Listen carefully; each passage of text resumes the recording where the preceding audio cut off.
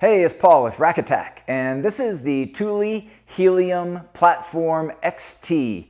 We have it installed onto this vehicle that's equipped with a 2-inch receiver hitch, and we have 2 bicycles loaded. We'll go ahead and remove those bicycles, take the rack off, and show you how the rack will attach to the hitch, and then reload the bicycles and show you all the various features that make this rack unique. So for starters, let's go ahead and remove this outside road bike.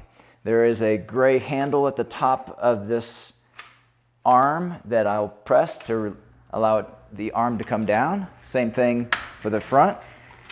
And then I can easily remove the bike and get that out of the way. The inside bike is the heavier of the 2 bikes. And same thing though, we just push down the arm.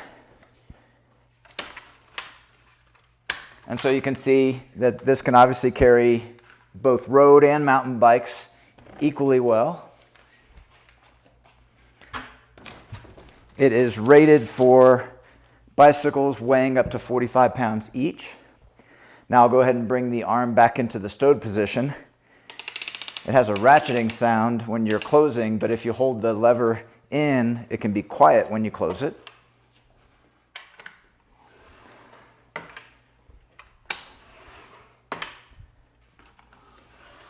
Okay, now on the underside of the main backbone section, we have a lever that I can grip to release and allow the rack to move into the stowed position. Now here I have a turn knob. I'll turn that knob to release the wedge that's holding the rack inside the hitch and pull this pin off to the side. I'll show you that in more detail here. Okay, so this rack is designed to be very lightweight. Weighs 46 pounds. It has a steel bottom stinger and hitch assembly area to maintain excellent strength, while most of the other parts that you see are aluminum. So for example, steel here, and then when we move up to these aluminum sections, you can see those are aluminum.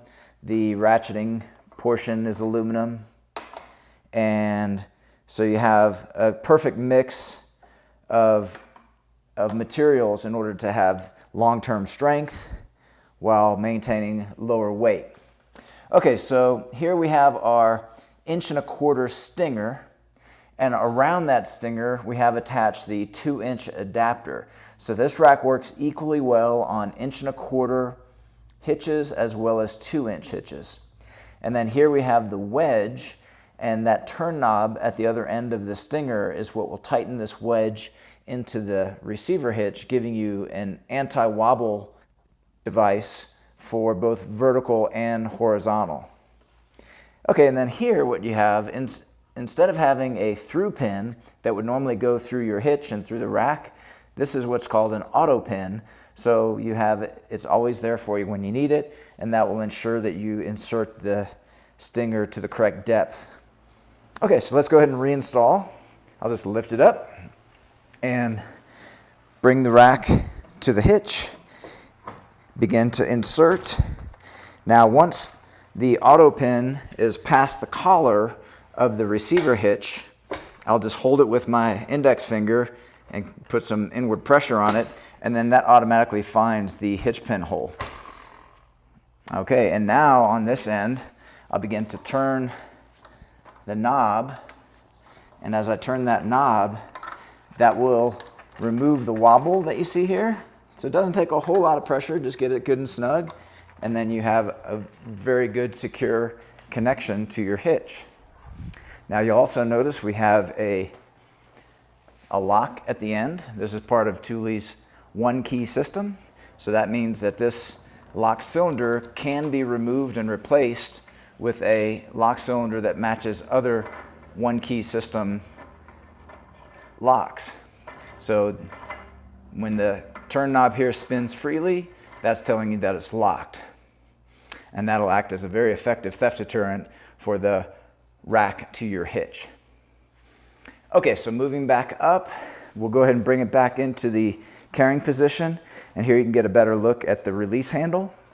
So very comfortable to grab. You just grab that with your hand and begin pulling down. Once it's released, you can let go of that handle, and then it'll automatically click into the down position.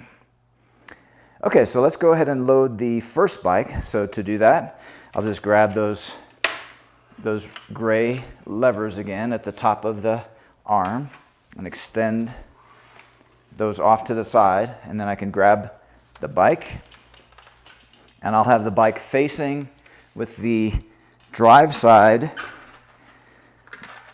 of the bike facing outward.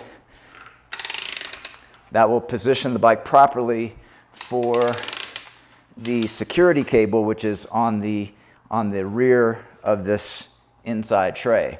So what I've done is just pull those snug, and now the security cable that I mentioned is at the end of the cable. There's one on each tray, so I'll show you more clearly on the other one, but here we have it fully extended, and then this can wrap around the bicycle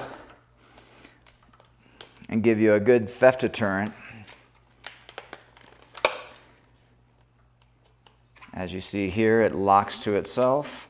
Now with the same key that I used to lock the hitch to the rack, I'm using to lock the bike to the rack. Okay, so now let's go ahead and grab the second bike. It's the same thing, just grab these gray handles. I'll have this bike facing the opposite direction. And as you can see here, on this silver tray, we have an indention that's specifically there to give good stability for the narrow road bike tire, while it's wide enough for the wider mountain bike tire. Okay, so then all we have to do is pull those arms against the tires, so there is no contact with the frames at all, only touching the tires. And now here you can get a better look at where the lock security is held within the tray. So I'll just pull outward on that. It's actually two separate cables that are linked midway together in order to give you sufficient length to come. You can come through the arm if you like, and then through the frame of the bike. And once again, you have your lockdown point like so. And then we'll use our key to get that locked up. And now you have a good theft deterrent for your bicycles.